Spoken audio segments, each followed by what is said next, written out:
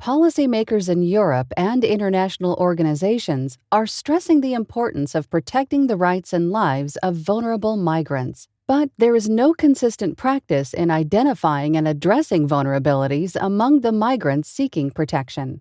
How can we inspire more consistent practices in addressing the vulnerabilities of migrants seeking protection?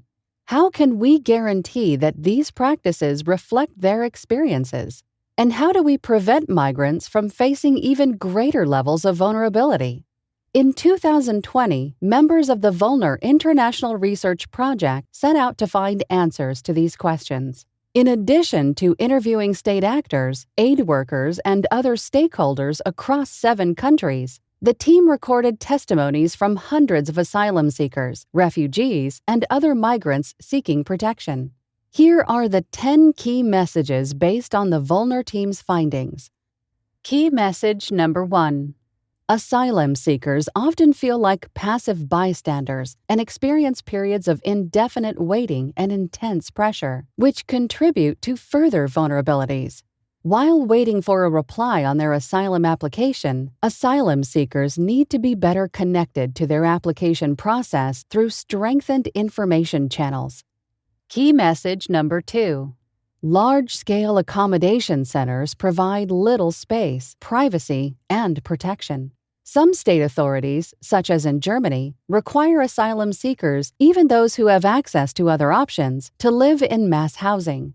This serves neither the asylum seekers, who aren't empowered to overcome their vulnerabilities, or the process of social inclusion. Key message number 3. Difficult and precarious conditions for reception center workers can impact the vulnerabilities faced by asylum seekers. Reception center workers play a central role in identifying and addressing vulnerabilities, but are often unable to create a safe environment due to underfunding and understaffing. Key message number 4. Unaccompanied minors turning 18 remain in a vulnerable position and need support during their transition to adulthood. The process of converting a residence permit can be difficult and cause new insecurities, decreasing their chances of maintaining employment and inclusion. Key message number 5. Different actors in the protection system need to coordinate to address the vulnerabilities of trafficked and exploited people. There is a lack of efficient and coordinated systems to identify and support victims. Assistance measures are often insufficiently tailored to victims' vulnerabilities and needs. Key message number 6. Temporary migrants and undocumented migrants should not be overlooked. Migrants with temporary or no status face vulnerabilities due to lack of access to basic services and interaction with the migration system. Key message number 7.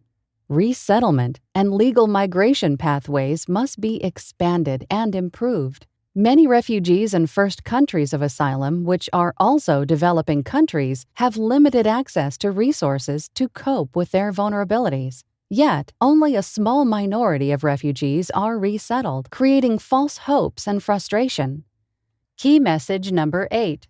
Long-term planning and funding are needed to address the vulnerabilities faced by people living in situations of protracted displacement. People in protracted displacement receive short-term humanitarian assistance, but lack the support needed for long-term protection and planning for their futures.